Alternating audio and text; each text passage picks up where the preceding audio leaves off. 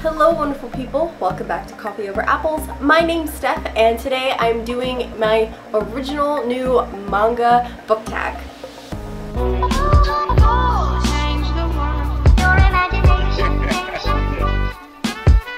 It could change the world.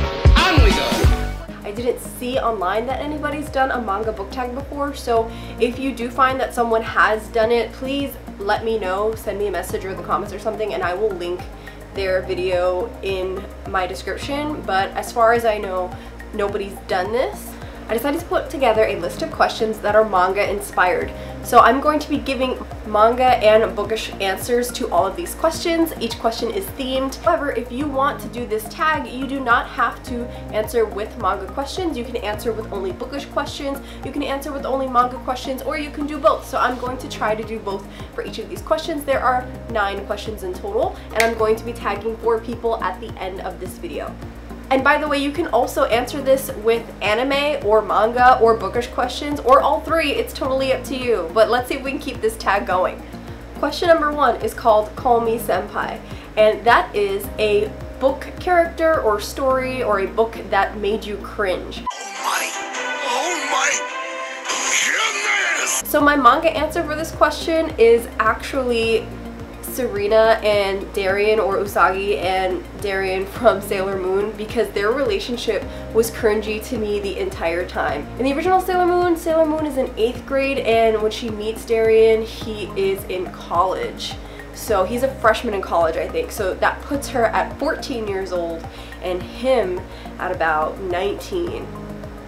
I find that kind of cringy, and I guess it kind of helped that they were originally destined to be together from the past, like, or future Neo Tokyo. They were meant to be together. They would be thousands of years old together and be almost immortal together. But that doesn't excuse the fact that during the anime that it was still weird. My bookish answer is actually biography of Frida Kahlo that I read in 2018. So even though this isn't really a fictional book, it is a biography and there is a movie based on this. But Frida Kahlo, when she met her husband Diego Rivera, she was 18 and he was like 40, either 38, 39 or 40, one of those numbers, but he was twice her age. I mean, she was old enough to make her own decisions, but the point is that she met him when she was in high school. He was doing a mural in her school, so he was basically checking her out when he was like a 40-year-old and she was a junior in high school. That's a little weird. That's a little sus to me. The next question is Super Saiyan 4, and this question is a character whose character development you really enjoyed watching. Well, can you teach me how to do that? Sure, but it'll take you 50 years to learn the Kamehameha wave.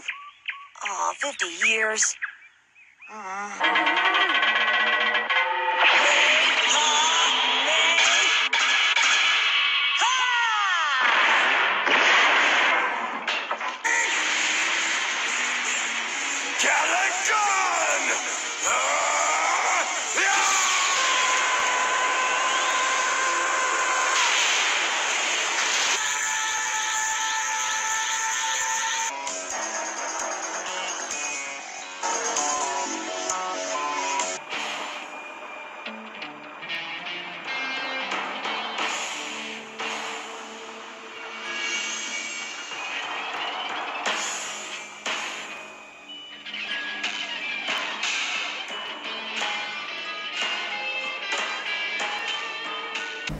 My manga answer to this is Kaneki from the manga Tokyo Ghoul, and Ken's growth in the manga is so much better than his growth in the anime. If you want to hear all about that, I'll put a link above to my full review of Tokyo Ghoul, the manga series versus the anime.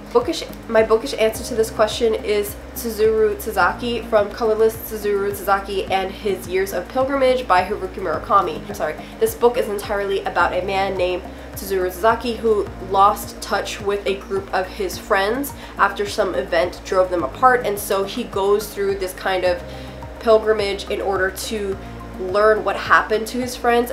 and why they all decided to stop being friends with each other. So I thought that it was a really beautiful story about growth and friendship. So if you haven't picked this up, check it out. The next question is Otaku, a bookish fandom that you are proud to be a part of. So in K-pop, we have fandoms. In case you don't know, I love Blackpink, I am a Blink, I love Super Junior, I am an Elf, but we're not here to talk about K-pop, we're here to talk about books. So I don't know if there are names for fandoms in the book community, but I am a really proud fan of The Dark Tower. You've probably heard me say it a whole bunch of times. I'm a really proud fan of Game of Thrones. You've probably heard me say that a bunch of times. And I know that sometimes fandoms can be scary. As far as manga goes, I am a die-hard fan of the Planets manga. This is my favorite manga of all time. In case you don't know, this is about a garbage spaceman who works in the future, and he picks up microdebris from around Earth's orbit so that it doesn't interfere with planetary travel. Garbage spaceman, what more do you want to know? It's awesome. It's also one of the few mangas that has a really diverse cast of characters from multiple ethnicities, so I think that's something that's worth mentioning and is not seen very often in manga. The next question is called Cosplay, a book whose cover you really appreciate or you think was well executed.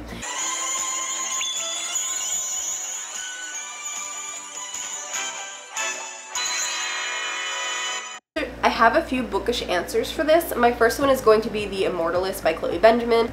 This is somewhat of a family generational story, hence the tree and the leaves and sprouting make sense. Also, the colors of the leaves make a lot of sense if you know the story. I'm not going to say more than that because it could get kind of spoilery. Also, this one, just because it creeps me out every time I look at it, is The Outsider by Stephen King. Every time I look at it, my heart kind of goes pitter-patter. I'm not saying that the story was great. I definitely think it had a lot of flaws and the ending was not the greatest ending, but it did creep me out, and this cover is absolutely accurate. Well, I want to give a special mention to this manga that I read last year, and it's called Secretly I've Been Suffering About Being Sexless, and it's actually an adult couples manga that you don't see very often. How often do you see already established storylines where it's following a couple and they're just trying to get through everyday issues? And this manga was so cute, and it's very, very short. It's really about from this wife's perspective, and she really just loves sex and her husband just isn't feeling it, and they're having intimacy issues, and that doesn't mean that they don't love each other, but it really talks about stigmatism against talking about sex and talking about couples and relationship problems and how sex can be a big part of building a couple's relationship. And I thought it just it was just a really healthy conversation to have. Keep in mind, this is an adult manga, but it is really cute and it's really well written and it's just really sweet, and it talks about body positivity. Question number 5 is called Chibi Chibi.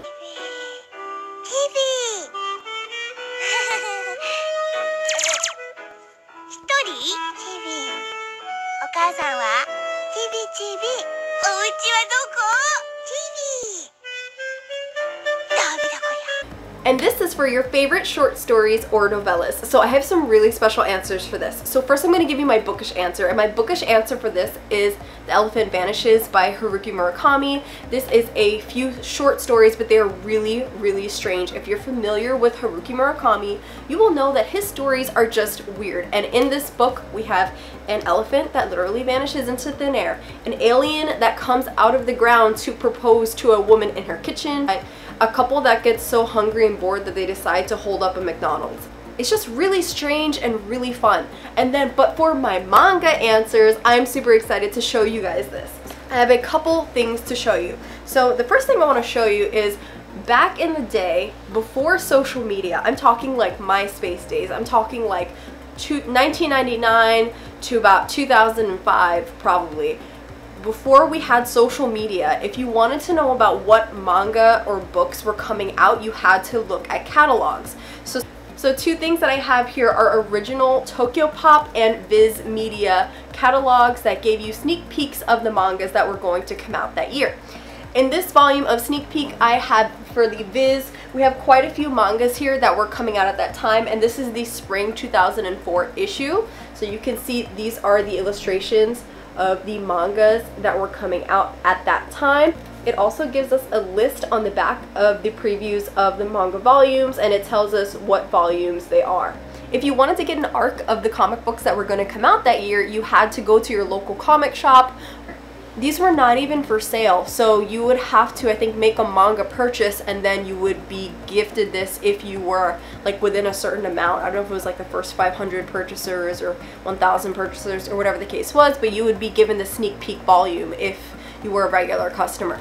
As far as an actual completed manga, I have Miyuki-chan in Wonderland. This is an Alice in Wonderland retelling by the creators of Card Captors from the all-women's manga team called Clamp, and it's just a bunch of short stories about this character named Yuki who ends up in Wonderland.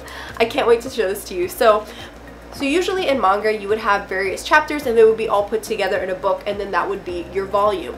However, in the 1990s, before we had that, Chicks Comics was a company that worked with the Sailor Moon manga, and they printed it as individual issues. So I have a few, for example, right here, and these are really super paper thin. These are the original Sailor Moon comics as they were printed here in the US. This is by Mix Comics that also became Chicks Comics. And these were much later on bound together. So you can see it's like super thin. Yeah, this volume, it's only like 40 pages. And then I have a couple of these, but I'm just showing you my favorite ones, for example. So this is the Sailor Saturn one. And usually in the back, it would give you a date to like when the new issue was scheduled to be released. So I remember as a kid like running to the comic shop on the day that they were supposed to be getting in their shipment and paying the $2 for this. The next question is called Zettai. Zettai means absolutely, or you will not give up in Japanese. Choose an author that you do not want to give up writing, an author that you want more books from. I always want more books from Clamp, which is the very famous manga group of women artists. Everything they put out with is amazing. I'll flash a couple really popular series on the screen here. Maybe you'll recognize some of them. My bookish answer to this question is definitely Haruki Murakami. Everything that Haruki Murakami puts out is so strange and fantastical and surreal, and I love it. Also, I want more Nick Cutter in my life. Nick Cutter is a horror writer. If you're into that hardcore, gory horror, you definitely will enjoy Nick Cutter. However, I don't think I've read all of his books, but I don't think he's written a lot either, but everything that I've read by him has freaked me out. Like, I can't sleep, and I love it.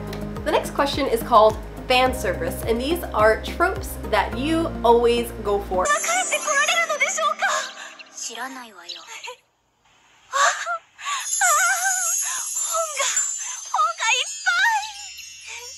So I think that this kind of goes for both manga and books. So I'm just gonna say this to answer both of those categories, and I really love a good anti-hero. I usually always root for the anti-hero, or I love an anti-hero. I also really love a really good slow burn romance. Like, anytime that there's an insta-love in any kind of story, I do not go for it. And the next question is fillers. Fillers! And more fillers!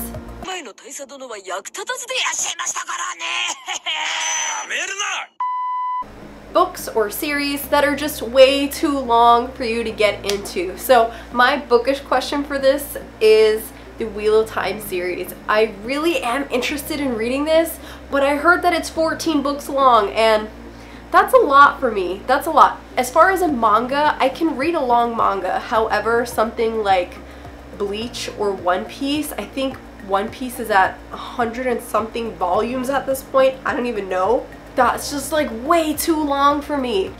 Man, I don't know how you guys can do it with those really long series and really long animes. I love a thick book.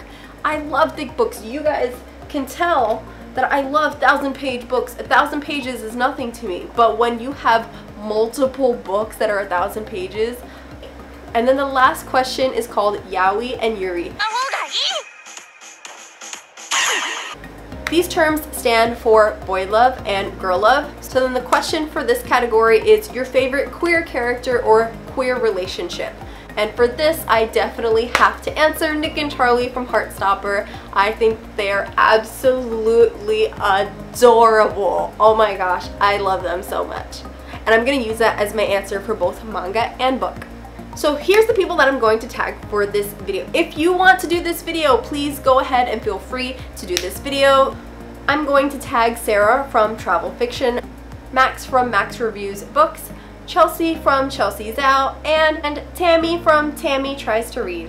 Okay guys, please go check out those people's channels if you haven't already. They're all absolutely wonderful, and if you want to do this, please don't forget to let me know that you did so that I can watch it. Alright guys, have a wonderful day, and I'll see you next time. Bye! What's it making, Mr. Wonka?